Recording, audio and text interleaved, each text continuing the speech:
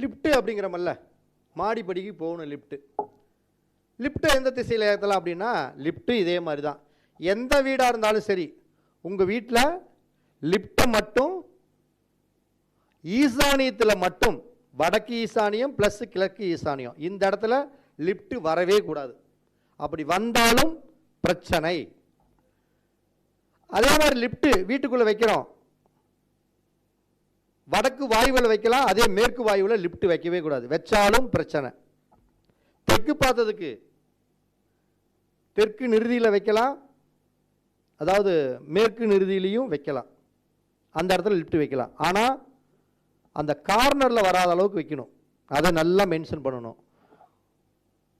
அக்னி மூலை அப்படிங்கிற இடத்துல கிழக்கு ஈசானிங்கிற பகுதியில் தாராளமாக லிஃப்ட் வைக்கலாம். அப்போ எந்த திசைகளாக இருந்தாலுமே 90 டிகிரிக்காக இருக்கணுமே தவிர, 90 டிகிரி விட்டு விரிவாங்கக்கூடிய இடம்னா ரெண்டு விஷயம், 2 மூலை மட்டும்தான் இழுத்துட்டு இருக்கலாம். சிறப்பு.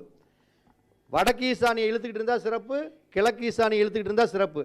இதை தவிர்த்து தென்மேற்கு இழுத்துக்கிட்டு இருந்ததுன்னா கெட்ட சகவாசத்துக்கு போய் அவங்களுடைய குணாதிசயங்கள் மாறுபட்டு அந்த வீட்டில் இருக்கக்கூடிய பெண்களுடைய நடவடிக்கைகள், காதல் சம்பந்தப்பட்ட திருமணங்களுக்கு தானாக அந்த கிரகங்கள் தூண்டுதலை கொடுக்கும்.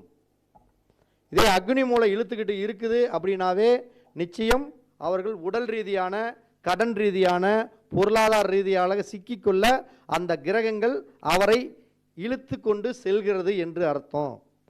மேற்கு பார்த்த வாயு மூலை இழுத்துக்கிட்டு இருக்குது அப்படின்னாவே நிச்சயம் அவங்களுடைய லைஃப்பில் ஒரு நாளாவது சட்டத்தை சந்திச்சே தீரணும். சட்டத்தை சந்திச்சே என்ன? கோர்ட்டு கேஸு வழக்கு சம்பந்தப்பட்ட பாதிப்புகளை அடைந்தே தீர்வார்கள்.